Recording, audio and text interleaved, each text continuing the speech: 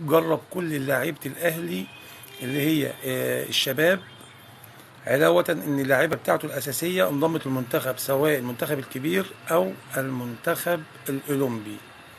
فدي تعتبر تجربه مفيده جدا للنادي الاهلي في المعسكر بتاعه. الاهلي رجع امبارح من النمسا، وكان معسكر جيد جدا جدا جدا، والاهلي استفاد بيه لاقصى مدى.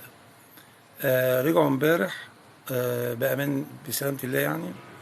وان شاء الله الاهلي حاليا دلوقتي بيدور على مهاجم قوي عشان بطولة افريقيا، كاس السوبر الافريقي، وعشان كاس العالم للانديه.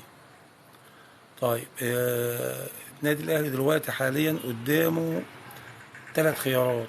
لا اما يجيب جون اوبوكا، هو خلاص موليكا مش جاي خلاص، ولا ولا سوزا، عشان الفريق بتاعه قال لك مش هنفرط في سوزا وهنمشيه بأعلى سعر.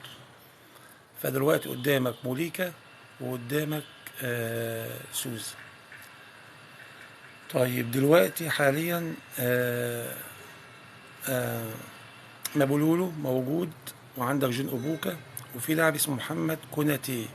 اللاعب ده جامد جدا جدا يا جدعان، والأهلي احتمال يخلص فيه بمبلغ ما يقرب من 3 مليون دولار. 3 مليون دولار لمحمد كوناتي، لاعب الأهلي القادم إن شاء الله. اللاعب دوت لو جه يعتبر المعادلة بتاعت النادي الأهلي خلاص كملت. يعني الأهلي عايز يخش كأس العالم للأندية وهو معاه مهاجم قوي، مهاجم يقدر يشيل الفرقة.